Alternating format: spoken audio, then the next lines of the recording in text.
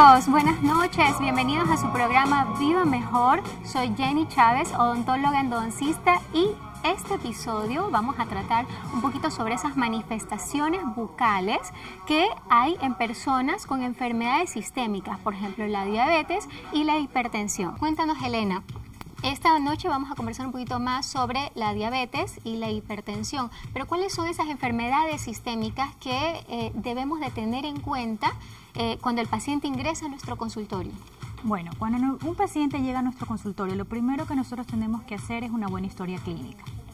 En esta historia clínica, obviamente, nosotros podemos tener ciertas cosas que el paciente nos indica y que nos puede llegar a permitir determinar ciertas enfermedades que él pueda tener, como por ejemplo, tenemos la diabetes, la hipertensión, lupus, que son enfermedades sistémicas. También tenemos, por ejemplo, el VIH. Y existen también otro tipo, como por ejemplo, también encaminada a medicamentos, a la toma de medicamentos, como por ejemplo actualmente los biofosfanatos, que están en boga y que también nos están causando muchos problemas a nivel odontológico.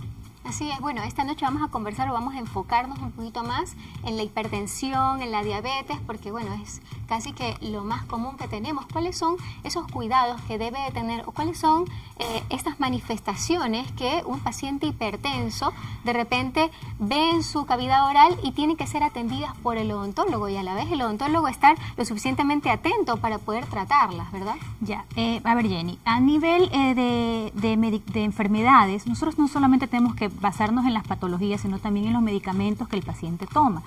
Por ejemplo, en el caso de la hipertensión, muchas de las manifestaciones orales son ocasionadas por el uso de estos medicamentos, como por ejemplo, tenemos la presencia de úlceras en la boca, tenemos también, por ejemplo, hiperplasias gingivales que se presentan, y la ausencia de salivación, que es la serostomía, ya ocasionada precisamente no tanto por la patología, sino por la medicación que toman. Okay. Recuérdanos un poquito, te tengo que interrumpir ahí, esta hiperplasia gingival, ¿cómo se manifiesta? O sea, el paciente se ve al espejo y dice, ups, algo está sucediendo. ¿Cuáles son las características muy chiquitas de la hiperplasia que tiene que ver el paciente? Ya. Nosotros podemos notar, o el paciente puede notar, que hay un aumento de volumen a nivel del tejido gingival, que hay sangrado. Esto es lo típico que el paciente puede ver y que obviamente nosotros los odontólogos también vamos a notar. Incluso ya a nivel odontológico podemos ver que no solamente hay esos procesos inflamatorios, sino que en ciertas áreas vamos a encontrar bolsas periodontales, y esa es otra de las cosas que el odontólogo es el encargado de examinar. Aparte de la parte sistémica, de la anamnesis que le hacemos al paciente, tenemos que hacer una evaluación clínica y radiográfica adecuada y para poder nosotros dar un diagnóstico, ¿no? Muy bien. Y Javier, cuéntanos un poquito, ¿qué es lo que sucede con la hipertensión? ¿En qué momento un paciente está declarado hipertenso? ¿Qué es lo normal y qué es lo no normal? Bueno, en realidad primero pienso que lo oportuno es aclarar esto de las enfermedades sistémicas, ¿no? Porque cuando tú estás mencionando enfermedades sistémicas, a lo mejor la gente como que todavía está eso de sistémico. ¿Qué quiere decir, no? Sistémico quiere decir que son enfermedades que afectan varias partes de nuestro organismo, varios órganos, o sea, el corazón, puede ser el corazón, el riñón, los ojos, etcétera. Entonces, la hipertensión arterial, al igual que la diabetes mellitus, el lupus, entre otras, forman parte de las enfermedades sistémicas, ¿de acuerdo? En el caso de la hipertensión arterial, es importante destacar que todos nosotros tenemos una presión normal, que en realidad son dos presiones, ¿sí? La gente vulgarmente le dice la presión alta y la presión baja, ¿sí? Así es. Que en términos médicos es la presión sistólica y la presión diastólica, que en promedio debe de mantenerse la sistólica en 120 milímetros de mercurio y la diastólica en 80 milímetros de mercurio. Así es. Ese es el promedio. Por supuesto que hay un rango, ¿no? Y es obvio que la presión arterial en las personas normalmente varía durante el día y dependiendo de la actividad que está realizando. No es lo mismo que estés descansando o estés sentado viendo la televisión a que estés llevando a cabo, por ejemplo, alguna actividad física, un deporte, por ejemplo. Es obvio que en la segunda situación, pues debido al aumento de tu frecuencia cardíaca y demás, va a aumentar también tu presión arterial. Entonces, cuando hay una hipertensión, digamos, cuando hay un aumento sostenido de la presión, puede ser sistólica y diastólica o solamente una de las dos, por encima de ciertos rangos y después de haber sido tomada la presión arterial cumpliendo ciertos parámetros, ¿sí? Así es. Ahí uno puede declarar la existencia de una hipertensión arterial. Es decir, si en este momento le tomo la presión Elena, ¿ya? Y sale un poquito elevada, a lo mejor está elevada por los nervios de las cámaras y no porque realmente tenga hipertensión arterial. El simple hecho de ir al odontólogo para una persona ya es estresante. El simple hecho de sentarte en esa silla ya es estresante. Entonces, y más eso, si siente dolor. Tú que manejas el dolor mejor que nadie. Exactamente. Eso es algo que debemos tomar muy en cuenta. No solamente a veces es el dolor, Jenny.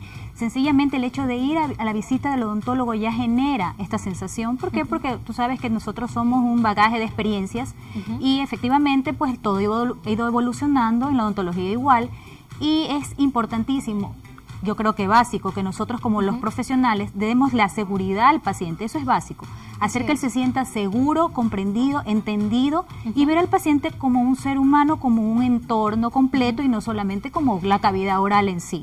Claro, y estar seguros de que el odontólogo va a utilizar los medicamentos correctos y que va a tener los suficientes cuidados para Así es, poder que va hacerlo, a saber ¿verdad? aplicar los tratamientos adecuados y que va a hacerlo en función de sus necesidades. Y justamente de eso te quería conversar. Hay muchos cuidados que tenemos que tener allá afuera, ¿verdad? Desde la anestesia, desde cómo tratarlo, desde todos estos cuidados previos que tiene que hacer el odontólogo para poder atender un paciente hipertenso, ¿verdad? Porque nuestros pacientes nos pueden decir muchas cosas, pero a la vez tenemos que tener los cuidados necesarios. Así es. Uno de los primeros cuidados necesarios que debe tener el odontólogo, ¿cuál sería? En primer lugar, hay que hacer ciertas preguntas, porque el paciente te puede decir, yo soy un hipertenso controlado. Perfecto. ¿Usted ha ido a un chequeo médico? ¿Se ha tomado la presión? El paciente le puede decir, no doctora, yo no lo creo necesario, yo me siento bien, pero a veces me duele mucho la cabeza. Muy bien. Uno de los primeros síntomas que tenemos que tener en cuenta, ¿verdad? Puede ser dolores de cabeza frecuentes, puede ser una opción. A veces él dice, me canso mucho, también pueden ser trastornos de la presión, pero básicamente, así sea hipertenso, diabético o un paciente normal, nuestra obligación es tomarle los signos vitales al paciente. ¿Qué les parece si conversamos ahorita sobre el primer mito? Dice, una persona hipertensa no debería de realizarse ninguna cirugía bucal.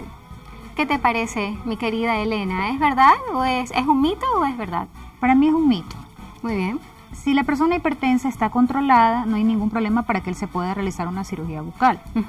Ya, tomando las consideraciones previas, como hablamos anteriormente, pues tomándole la presión, viendo que está controlado, que toma su medicación, yo creo que no habría ningún inconveniente en hacerlo. Ok. Javier, cuéntanos qué es lo que sucede con la hipertensión dentro de nuestro cuerpo, ¿sí? Y por qué se puede hacer una cirugía bucal sin ningún problema. Ok, primero hay que comprender por qué se produce la hipertensión. Y para eso, lo primero que hay que definir es qué elementos van a incidir sobre la presión arterial. Entonces, al igual que cuando ustedes cogen una manguera, por ejemplo, para lavar su carro o para regar las plantas, han notado que a veces van a necesitar más presión para que el agua llegue un poco más lejos, para que golpee el agua con mayor fuerza el vehículo. Entonces, ¿cuáles son las dos opciones que tienen? La una es abrir más la llave del agua, o en su defecto, pues lo otro que pueden hacer es obstruir parcialmente la salida del agua, es decir, aumentar la resistencia. Entonces, esos dos elementos que son el volumen y la resistencia son los que van a afectar a la presión arterial. En nuestro cuerpo, ¿quién regula el volumen? Pues el corazón. Recuerden ustedes que el corazón es una bomba que está constantemente moviendo sangre alrededor de todo nuestro cuerpo. ¿Y quién controla la resistencia? Nuestros vasos sanguíneos. Nuestros vasos tienen la capacidad de contraerse, principalmente las arterias, porque en su pared tienen músculo. Entonces ese músculo puede contraerse y por lo tanto la luz de los vasos sanguíneos pueden contraerse. ¿Para qué? Para aumentar la resistencia. Entonces, cuando una persona tiene hipertensión, el objetivo de cualquier tratamiento para la hipertensión va dirigido a una de dos cosas. O disminuyes el volumen, ¿sí? Es decir, la cantidad de sangre circulante, ¿sí? O volumen de agua, digámoslo así, que es más apropiado decirlo, o disminuyes la resistencia. Por eso, entre los medicamentos que reciben las personas con hipertensión se encuentran los diuréticos, que son fármacos que ayudan a través de la orina a eliminar más agua, y por esa razón es un mecanismo por el cual se reduce la presión arterial. También existen una enorme gran cantidad de fármacos que son vasodilatadores, y estos lo que hacen es también reducir la presión. ¿Por qué? Porque al aumentar la luz del vaso, pues la presión también se va a ver disminuida. Entonces, en realidad, una persona hipertensa que esté bajo tratamiento farmacológico y controlado, ¿qué quiere decir controlado? Quiere decir que no solo que se está tomando el medicamento, sino que se mide regularmente la presión arterial para ver si la mantiene dentro del rango normal, no tiene ningún problema, ninguna contraindicación para hacerse ningún tipo de intervención, inclusive oral, ¿verdad? Por supuesto, hay situaciones que cuando el paciente no está debidamente tratado, cuando no está debidamente controlado, pues ahí sí son contraindicación para no solamente procedimientos odontológicos, sino de otro tipo. Hola, buenas noches. Hola, ¿cómo está? Buenas noches. ¿Nos dice su nombre, por favor? Ricardo, Hola, Ricardo. Cuéntenos, ¿cuál es su consulta? tengo una pregunta. ¿Cuáles son las complicaciones que una persona hipertensa puede tener si va al odontólogo? Muy bien, muchísimas gracias. Y bueno, Elenita, ¿cuáles serían estas complicaciones, no? ¿Qué es lo que podría pasar si, me imagino, una persona que no está lo suficientemente cuidada o tal vez que no haya tomado sus pastillas regularmente tratada? ¿Cuál sería la consecuencia de atenderse al odontólogo? ¿Podría pasar algo catastrófico o no? Claro que sí, Jenny. Podría activarse una crisis hipertensiva, es decir, un aumento de la presión arterial, y esto sí nos puede causar un serio inconveniente.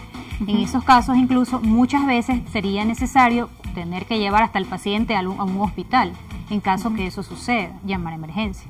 ¿Cuáles serían estos síntomas? Tal vez, a ver, nos puedes ayudar. Estos síntomas, se le baja la presión, empezando por ahí. Tal vez la anestesia puede hacerlo sentir mareado. Bueno, en realidad hay dos potenciales situaciones que se pueden dar. O se te puede bajar la presión o te puede aumentar la presión. ¿Por qué se te puede bajar la presión? Por determinadas interacciones farmacológicas entre lo que normalmente está consumiendo el paciente para el tratamiento de su presión arterial y, digamos, lo que se proporciona durante una consulta odontológica. Cuando se genera alguna interacción que va a favor de potenciar el efecto del antihipertensivo, pues puede producirse una hipotensión, o sea, una disminución de la presión arterial, en cuyo caso, bueno, creo que todas alguna vez han sentido esta sensación como de mareo, de que casi pierden el conocimiento. Muy probablemente ha sido por una baja de la presión. Y lo otro, que es la hipertensión arterial, es decir, una crisis hipertensiva cuando sube demasiado la presión, y esto, pues bueno, también puede ser una combinación de situaciones, de circunstancias. Si el paciente está mal controlado, es atendido en una consulta odontológica y supongamos que está con mucho dolor y aparte está que es muy lo que ansioso, nos toca manejar muy nervioso, constantemente. Exactamente. Pues bueno, si no hay un control previo de su presión, pues eso efectivamente puede desencadenar una crisis hipertensiva, y el problema es que imaginen todos estos vasos sanguíneos, ¿sí?, con mucha presión, y principalmente los vasos que se encuentran acá arriba en el cerebro. Estos vasos son unos vasos muy pequeñitos, muy finos y muy delicados también, y no están diseñados para soportar una presión muy alta. Entonces, uno de los potenciales peligros de una crisis hipertensiva es que estos vasos revienten, y en ese caso se produce una hemorragia acá en el cerebro. Una persona con VIH solo debe de ser atendida en los hospitales. Elenita, ¿tú atiendes en el Hospital Naval? ¿Has tenido alguna experiencia o cuáles serían los protocolos para atender a una persona con VIH? Ya. Afortunadamente, Jenny, Javier, esto es un mito. Con los conocimientos que tenemos, con las nuevas tendencias que se ven actualmente, ya la persona portadora del VIH puede ser atendida y debe ser atendida en cualquier lugar, consultorio, hospital, donde sea. En la actualidad, nosotros debemos pensar que todos podemos ser, cualquiera puede ser portador del virus del VIH. Por lo tanto, la bioseguridad y la explicación que le debemos dar a un paciente es la misma. Y el tratamiento es igual. Entonces, bien. no es un mito. El mejor horario para atender a un paciente diabético son por las mañanas. ¿Qué opinas, Elena? Totalmente de acuerdo, Jenny. Por la mañana vamos a evitar que haya una posible situación de hipoglicemia. Ya el paciente se le indica que tiene que venir desayunado. Ya es más, incluso el tiempo de la intervención no debe ser muy largo. Entonces, efectivamente, son los horarios más adecuados para nosotros poder atender a un paciente diabético. ¿Qué pasa con la gingivitis? ¿Qué pasa con esta inflamación de la que estábamos hablando hace un momento? Y los pacientes diabéticos, ¿sí? ¿Cuál es el cuidado que debe tener el odontólogo con esta gingivitis? Y a la vez también nuestros televidentes. Sí, Jenny, efectivamente, una de las manifestaciones bucales principales en los pacientes diabéticos es la gingivitis, sobre todo tanto en los controlados como en los no controlados. Es muy común observar este tipo de padecimientos. Ya, esto es debido porque obviamente están sus defensas un poco bajas, hay menos salivación en la boca y obviamente eso hace que proliferen esta flora bacteriana que se encuentra normal en la cavidad oral y asimismo también hay un aumento de lo que es la placa bacteriana. Entonces, cuando no es tratada a tiempo, ¿verdad? Se va acumulando y esto va produciendo procesos inflamatorios a nivel de las encías, que pueden ocasionar o desarrollar procesos infecciosos que muchas veces llevan hasta la pérdida de las piezas dentarias, como hemos podido ver. ¿Cuál sería nuestra acción referente a esto? Básicamente la educación, eso es primordial en el odontólogo hacia el paciente. Yo creo que educar a nuestro paciente, siempre estar actualizado para dar la información oportuna, acertada y veraz en el momento en que él está, explicarle claramente y aplicar tratamientos de acuerdo a las necesidades del paciente. En el caso de los pacientes diabéticos es muy importante las profilaxis y los mantenimientos de las piezas dentarias. Tratar de eliminar totalmente lo que son los focos infecciosos, ya, por ejemplo, como son los restos radiculares, tratar de poder las lesiones restaurar periapicales también, ¿no? Esas lesiones que se forman cuando un diente ya está muerto, por decirlo, ¿verdad? Exactamente, porque no tenemos muchas veces, pues tú sabes, el temor no nos hace ir como deberíamos ir al odontólogo a chequearnos y entonces dejamos pasar el tiempo y estos procesos que se encuentran a nivel de lo que es las piezas dentarias, que son las caries, profundizan y luego degeneran el tejido pulpar. Así es. O pudiendo llegar a encontrar estas lesiones que tú llamas, estas sombras radiolúcidas a nivel de las raíces de las piezas dentarias. Javier, ¿qué sucede? ¿Qué sucede con la diabetes? Ya esta diabetes que muchas veces no nos permite curar tejidos, cerrar tejidos como debería. ¿Qué es lo que sucede con eso? Bueno, lo que sucede, como le estábamos explicando hace un momento, es que las personas que no tienen un apropiado control de la diabetes van a tener su glicemia elevada, es decir, los niveles de azúcares en la sangre por encima de lo normal. El tener el azúcar elevado en la sangre durante mucho tiempo va a ir provocando poco a poco lesiones en los vasos sanguíneos más pequeñitos, así también como en los nervios. Entonces, esas microlesiones que poco a poco van avanzando van a dificultar los procesos de cicatrización de las heridas. Entonces, como tú sabes, por ejemplo, en la boca, me imagino, ustedes como odontólogas me van a corregir si me equivoco, constantemente hay microlesiones, ¿verdad? Que se están dando por el acto mecánico de la masticación. Pero, y todos los aparatos que ponemos en la boca también, desde el espejo hasta el explorador. Así es.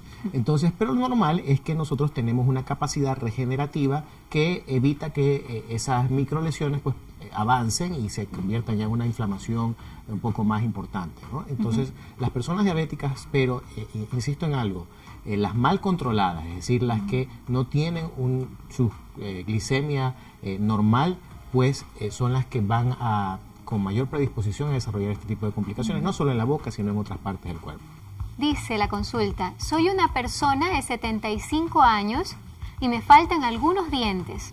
Esto puede afectar a mi sistema digestivo, me puede generar desórdenes alimenticios. Muy bien, qué interesante esta pregunta. Sí, es muy interesante y sí, claro que le puede generar desórdenes alimenticios. Los dientes son sumamente importantes. Nosotros trituramos los alimentos. Esta trituración de los alimentos nos ayuda a metabolizarlas mejor. Entonces, ¿qué sucede? Si no puedo masticar correctamente, obviamente que va a tener estos trastornos. Entonces, sí, lo que la señora pregunta es correcto. Sí pueden degenerar sus trastornos alimenticios. ¿Y cuál sería la solución para esta señora? O sea, tal vez una placa. yo lo que creo es que ella debería acudir al odontólogo y que el odontólogo haga una revisión y en base a las necesidades que tenga la señora, ya se tomarán las decisiones adecuadas. Puede ser una prótesis, puede ser un implante, no sabemos, eso es hay que analizar muchos factores, sí, exactamente. Muy bien, Elenita. Tenemos una persona en la línea. Hola, muy buenas noches.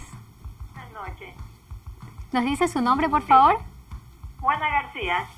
Señora Juana, ¿de dónde nos llama? Yo le estoy llamando de acá de Quevedo, entre Buena Fe. Muy bien, felicidades, qué bonito. Cuéntenos, ¿en qué la podemos ayudar? Es que mi problema es de los dientes que se me han ablandado y solito a veces se me sale y así ya solo 3 piezas tengo. Todavía ya me comienzan a doler y no se dañan nada, sino que así se ponen blanditos y ya tengo que hacérmelos extraer. Por si acaso, ¿usted tiene alguna enfermedad sistémica? ¿Tiene diabetes, hipertensión? ¿Está diagnosticada con alguna de ellas? Diabetes no, oiga, en todos los exámenes que siempre me hacen de sangre así no me sale. Lo único, mi problema es cáncer a la piel. Ah, ok, mi señora. Bueno, muchísimas gracias. Enseguida contestamos su pregunta. Y bueno, la señora tal vez, ya ahora solo tiene 3 dientecitos que le quedan. Sí, efectivamente, lo que puede ser que tenga la señora a nivel oral es la enfermedad periodontal. Es una enfermedad periodontal, hay una pérdida. Eso es lo que más ablanda, de alguna forma, lo que está diciendo. Hay una pérdida de tejido óseo y obviamente al haber esa pérdida de tejido óseo, que es uno de los elementos de sostén de las piezas dentarias, pues hace que esas comiencen a caerse. Mi recomendación es que ella vaya al odontólogo. Es la persona que la puede ayudar y ver su caso, aplicar los tratamientos oportunos y darle las recomendaciones necesarias. Bueno, me parece que la señora también estaba mencionando que ella padecía de cáncer. ¿Crees que tenga alguna relación, tal vez desde su tratamiento? Tal vez eso iba a decir, tal vez hubiera sido bueno preguntarle qué tratamiento está recibiendo, porque puede ser que haya algún tratamiento que esté en este momento predisponiendo a esta enfermedad periodontal y que es lo que esté provocando que pierda las piezas dentales, ¿no? Así es, muy bien.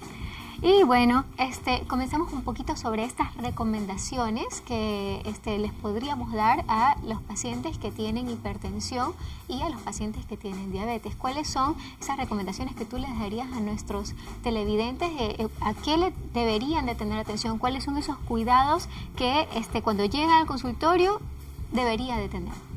A ver, en primer lugar yo creo que los pacientes deben de tener la suficiente confianza a su médico como para decirles lo que sienten, qué enfermedades tienen.